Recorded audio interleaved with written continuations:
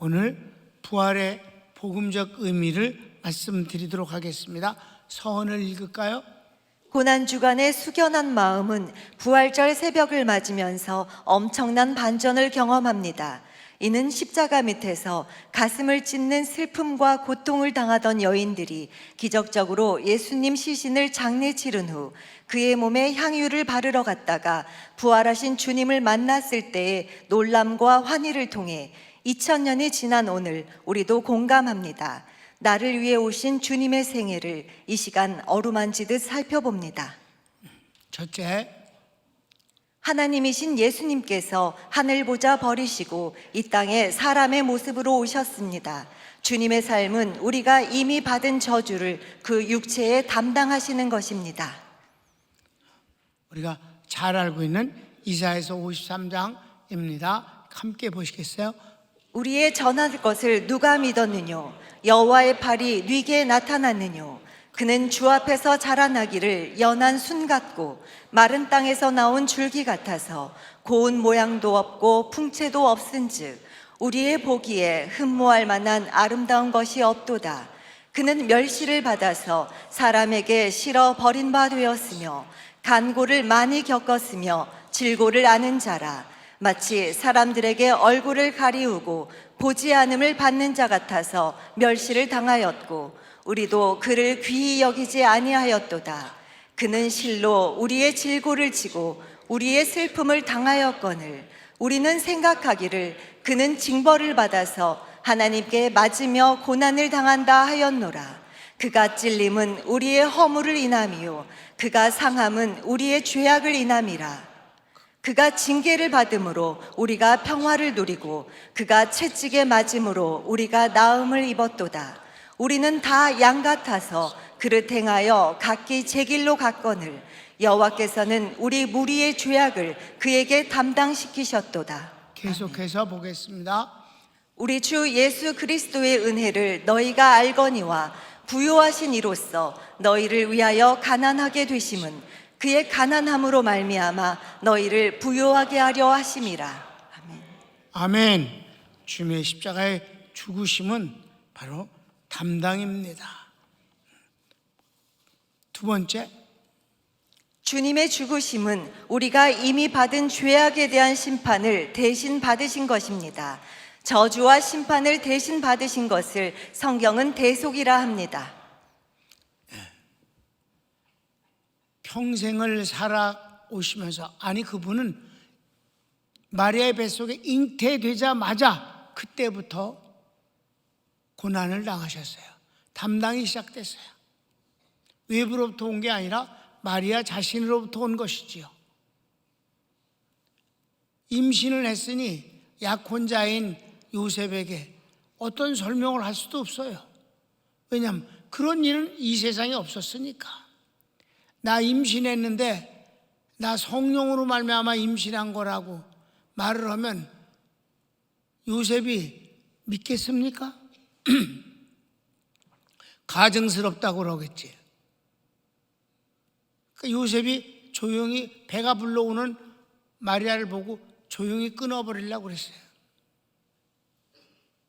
그러니까 마리아가 하나님의 뜻대로 아기를 임신을 한 것을 받아들였습니다마는 약혼자에게 어떻게 설명해야 할까를 또 사람들에게는 어떻게 설명해야 될까가 임신 때부터 끝까지 고통스러움이었잖아요.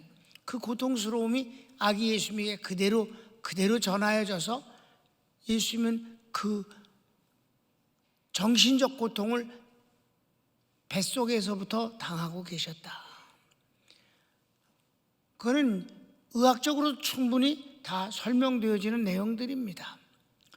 세례 요한은 6개월뿐이 되지 않았는데도 불구하고 예수님이 잉태되자마자 찾아왔을 때 엘리사벳이 성령 충만해서 예언을 하고 어떻게 나의 주님의 어머니께서 내게 찾아오셨는가? 성령의 감동 때문에 그렇고 뱃속에 있는 6개월 된 세례 요한은 기뻐서 뛰놀았다 하지 않았습니까? 그러니까 인간적인 시선과 경험을 통해서 판단하는 것은 그것은 아무것도 아닙니다. 바로 이미 하나님의 세계 속에서는 그렇게 구원의 역사가 진행되었다는 사실입니다. 그래서 예수님은 단 한 번도 주님이 생전에 웃은 일이 없습니다. 눈물을 흘리신 일은 3번이나 있습니다. 웃을 수가 없었던 것은 그분은 저주를 담당하셨기 때문에 웃을 일이 없는 거지요. 그걸 이제 루트론이라고 합니다. 대속이란 뜻입니다. 대신 짊어진다, 저주를. 그리고 마지막에 대속의 절정은 십자가의 죽음입니다. 예수님이 십자가에 죽으시면서 피를 흘리신 것은 모든 죄를 씻기 위함이며 죽을 것을 그분이 대신 죽어주신 분인 것입니다. 하나님이 어떻게 죽음을 당하십니까? 그래도 그분은 죽음을 당하기 위해서 육체를 갖고 오신 것이고 죽기 위해서 십자가를 지신 것입니다. 거기서 피를 방울방울 다 온몸에 피가 다 떨어져서 심장을 찔렀을 땐 이미 심장에는 피가 별로 없어서 남은 조그만 피와 물이 섞여서 흘러내렸으며 그것이 바로 의학적으로 죽음을 뜻하는 것입니다. 주님이 흘리신 피는 나의 죄를 씻기 위함이다. 바로 내가 죽을 것을 대신 죽으심이시다. 대속입니다. 자, 우리 성경을 읽을까요? 마태복음. 인자가 온 것은 섬김을 받으려 함이 아니라 도리어 섬기려 하고 자기 목숨을 많은 사람의 대속물로 주려 함이니라. 대속물로 주려 하셨습니다. 3번째, 주님은 우리를 위해 부활하셨습니다. 주님의 부활은 구속이라 합니다. 이는 빼앗긴 것을 도로 찾아온 것으로 마귀에게 빼앗긴 성도를 다시 하나님의 자녀로 회복시키시고 이때 하나님의 생명을 주시는데 그것이 예수님의 부활 생명입니다. 주님의 부활은 2가지 의미가 있는 거예요. 고난과 십자가의 죽음이 대속, 이 대속이란 뜻은 구약의 제사를 지낼 때 제물을 대속물이라 그러는 것입니다. 나 대신 짐승이 대신 죽어주는 것이에요. 예수님이 십자가에 죽으실 때 마지막 하신 말씀은 다 이루었다. 그 말씀은 모든 값을 치루었다라는 한국적으로 표현하면 정의영수함입니다. 값을 다 치루었다. 그 값을 다 치른 것 때문에 이제 주님은 부활하셨습니다. 이 부활은 반전입니다. 그럼 이 부활은 주님 혼자서 부활하신 것으로 끝나는 게 아니라 부활을 통해서 하나님이 우리를 위해서 구원의 사역은 잃어버린 것을 도로 찾아오셨다. 그래서 루트론을 대속이라고 한다면 아포루트로시스라는 것은 바로 구속입니다. 구속은 아포, 프롬이에요, 영어. 그러니까 값을 지불한 것으로 인해 도로 찾아왔. 잃어버린 것, 빼앗긴 것을 값을 지불하고 당당하게 도로 원래 주인으로 찾아오셨다. 마귀에게 빼앗긴 우리를 하나님의 자녀로 찾아오셨다. 죽었던 우리를 살리신다. 이 살리시는 게 예수님을 부활시키신 주님의 생명이 우리에게 부어지심으로 말미암아 이것을 영생이라고 하는 건데, 영생이란 조회란 단어는 하나님의 생명을, 곧 예수님을 부활시키신 그 생명, 하나님의 생명을 우리에게 부어주셨습니다. 여러분 속에는 하나님의 생명이 지금 있습니다. 그래서 우리를 가리켜서 성경은 우리가 육신적으로 죽을 때 죽은 자라고 하지 아니하고 자는 자들에 관하여는, 잠을 자는 사람은 언젠간 깨잖아요. 그래서 자는 자라고 하신 것은 우리 속에 생명이 있기 때문이다. 주님이 나사로를 살리실 때 죽기를 오히려 기다리신 것과 같아요. 죽었다는 소식을 듣고 주님이 돌아오셨습니다. 두 여동생 마리아와 마르다가 주님이 여기 계셨더라면 우리 오빠는 죽지 않았을 것입니다 라고 둘이 똑같이 따로따로 만났는데도 말을 똑같이 해요. 주님이 여기 계셨으면 오라비가 죽지 않았을 터인데 주님이 안 계셔서 죽었습니다 라고 막 탄식을 하고 슬퍼해요. 주님이 일부러 안 오셨는데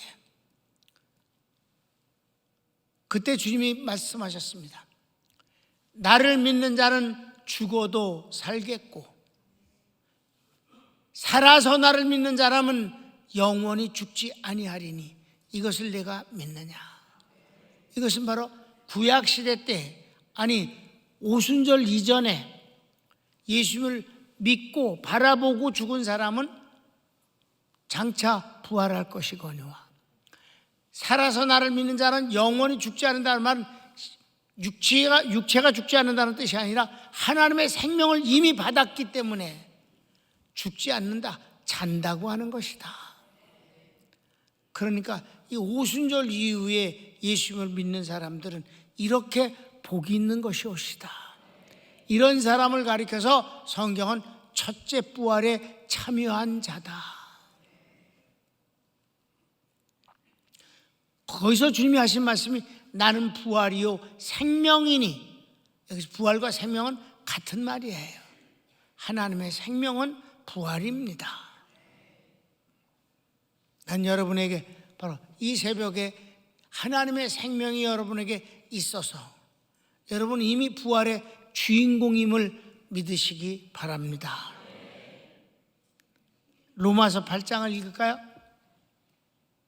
예수를 죽은 자 가운데서 살리신 이의 영이 너희 안에 거하시면 그리스도 예수를 죽은 자 가운데서 살리신 이가 너희 안에 거하시는 그의 영으로 말미암아 너희 죽을 몸도 살리시리라.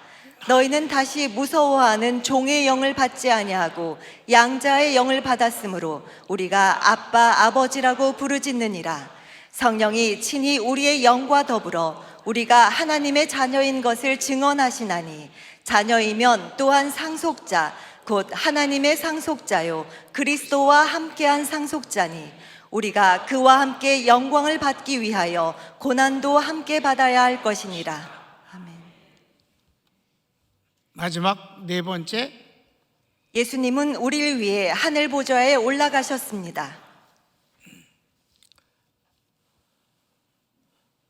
그런 주님이 우리에게 구원은 이미 이루어졌어요.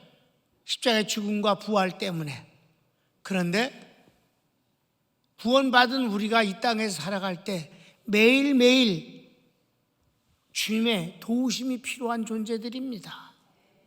Already not yet 공부했잖아요. 로마서에서. 구원을 받았음에도 불구하고 우리는 수시로 나약하고 죄 짓고 그리고 환경에 영향을 받아 끌려가기도 합니다. 이미 구원을 받았는데도 불구하고 이런 우리를 예수님께서 도와주시기 위해서 승천하셔서 하나님 보좌 우편에 앉아 계십니다.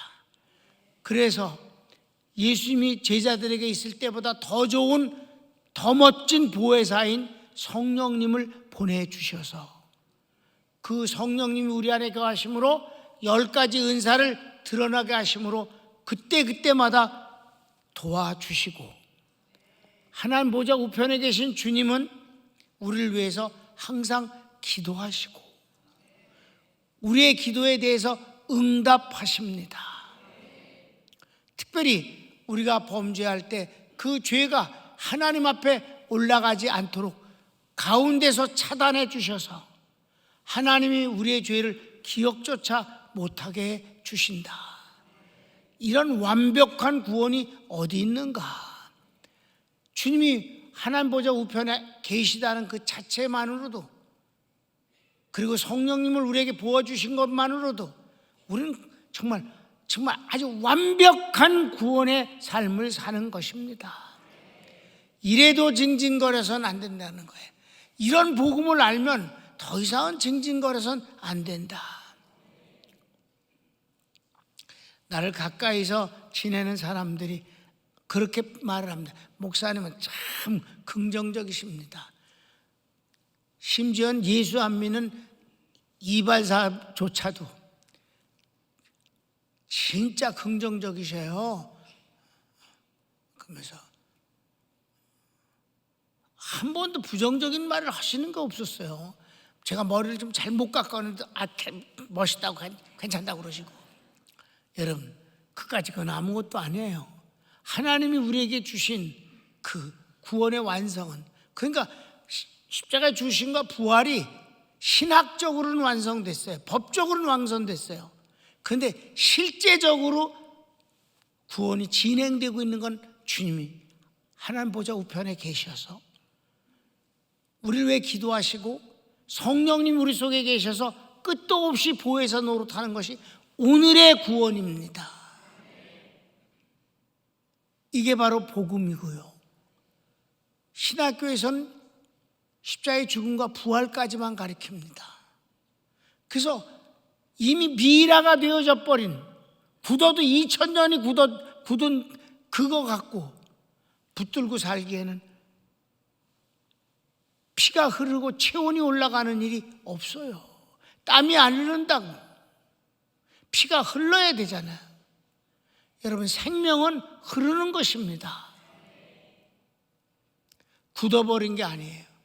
이 네 번째가 정말 좋은 것입니다. 자, 1번. 승천하신 주님은 천국을 준비하시고. 네, 성경을 읽읍시다. 너희는 마음에 근심하지 말라. 하나님을 믿으니 또 나를 믿으라. 내 아버지 집에 거할 곳이 많도다. 그렇지 않으면 너희에게 일렀으리라. 내가 너희를 위하여 거처를 예비하러 가노니 가서 너희를 위하여 거처를 예비하면 내가 다시 와서 너희를 내게로 영접하여 나 있는 곳에 너희도 있게 하리라. 아멘. 2번. 하나님 보좌 우편에서 우리의 보혜사로 계시고. 예, 성경을 읽을까요? 그러므로 우리에게 큰 대제사장이 계시니 승천하시니 곧 하나님의 아들 예수시라. 우리가 믿는 도리를 굳게 잡을지어다. 아멘. 뿐만 아니라 우리의 연약함을 채울하지 않는 분이 아니시니 정말 사랑하셔서 우리가 기쁨은 함께 기뻐하시고 고통당하면 같이 고통을 당하시면서 안 도와주실 수가 없기 때문에 그분은 움직이시는 것입니다. 심지어 당장 무슨 문제를 막아버리시진 않고 어려움을 당해서 우리가 마땅히 빌 바를 알지 못할 정도로 힘들 때, 기도조차 안 나올 때 주님은 그걸 채울하심으로 말미암아 말할 수 없는 탄식으로 통곡으로 우리를 위하여 간구하시느니라.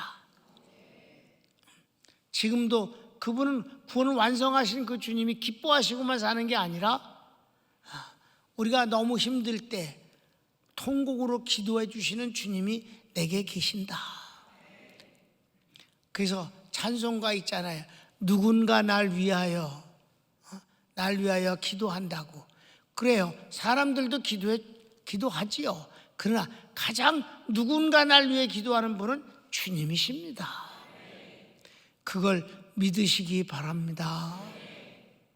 부활하신 주님이 지금 날 위해서 하나님 보좌 우편에서 기도하신다.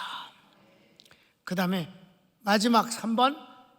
성령님을 보내주시어 우리 안에 계시고 구원과 보증이 되십니다. 성령님 보내신 것이 최고의 선물이지요. 요즘 내가 사도 요한이 주님과 한편된 사이에 대해서 기록을 하고 있습니다. 그러니까 마태, 누가, 마가에는 이 성령님에 관한 말씀이 별로 없어요. 요한에게만 집중적으로 기록되어 있습니다. 주님이 보내실 성령에 대해서, 그 성령이 우리에게 어떤 역할을 하신다는 것에 대해서 주님이 말씀하시는 걸 아주 자세히 기록하고 있습니다. 그것을 그러기 때문에 여러분,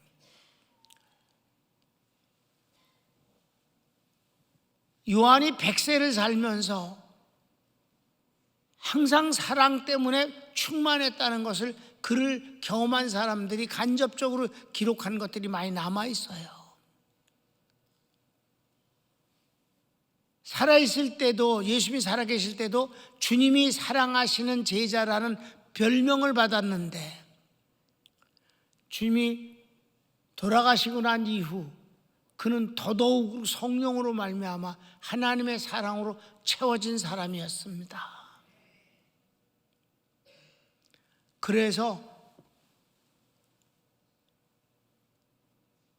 전설에 내려오는 것을 보면 그가 100살이 다 됐을 때는 반모섬에 잡혀갔었을 땐 그 전에 90살이 살짝 넘었을 때 반모섬에 갔는데 거기서 요한계시록을 받고 돌아와서 이제 죽을 때까지 에베소에서 목회를 하면서 마지막에는 일어서질 못했기 때문에 이렇게 의자에 앉은 채 제자들이 의자를 들어가지고 양쪽에서 들어갔고 설교하는 데를 갖다 놓으면 그가 설교를 하는데 설교가 짧았답니다. 설교가 이랬답니다. 하나님은 사랑이십니다. 하나님은 여러분을 사랑하십니다. 여러분도 하나님을 사랑하십시오. 여러분 서로 사랑하십시오. 설교 끝. 그 마지막 임종하기 전에 그의 설교는 온통 사랑뿐이었습니다. 역시 요번에 내가 이걸 쓰면서 보니까 마태복음에 11번, 누가복음에 10번, 너무나 놀라운 거는 마가복음엔 1번, 요한복음엔 요한 1, 2, 3서까지 전부 합치면 95번의 사랑이 나옵니다. 어마어마하게 비교되죠? 100분의 1이잖아. 마가복음은 베드로가 쓴 거거든. 그러니까 사도 요한이 주님과 한편되고 비밀을 공유한 사이, 이 복음을 아는 사람이 얼마나 행복하게 살았는가 하는 것을 정말 단어를 통해서도 볼 수가 있는 것이며, 그가 100세를 살면서도 항상 강건하고 기쁨이 있고, 그 반모섬이란 끔찍한 데서 유배 생활을 하는 과정에서도 요한계시록을 받으면서 그는 바쁘게 살지 않았는가.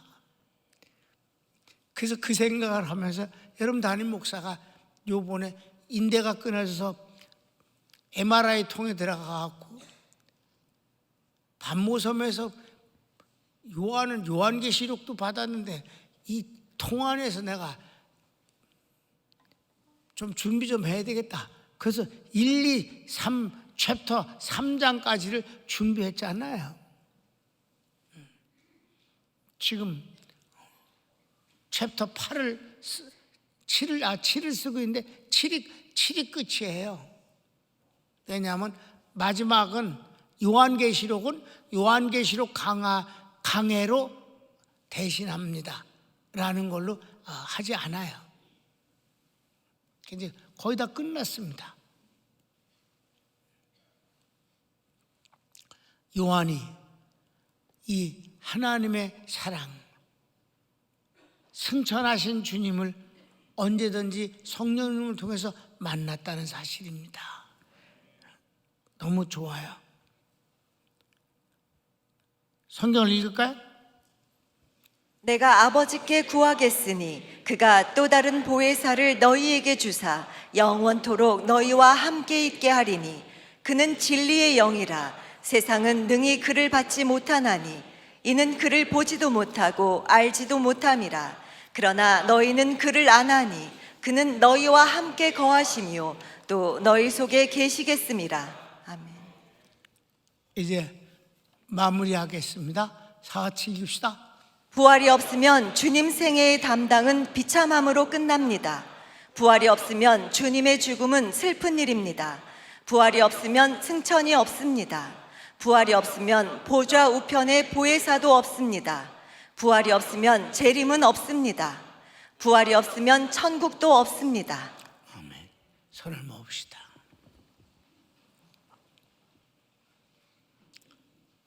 내가 환자를 위해서 기도할 때 여러분들은 혹시 기억하십니까?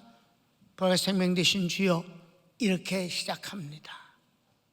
나사로를 살리실 때 나는 부활이요 생명이니 라고 말씀하셨기 때문에 지금 부활해서 여기 계신 주님을 부르는 것은 너무 흥분되는 일이옵시다. 부활과 생명 되신 주여, 여러분의 주님이십니다. 다 같이 주여 한번 부르기도 합시다. 주여.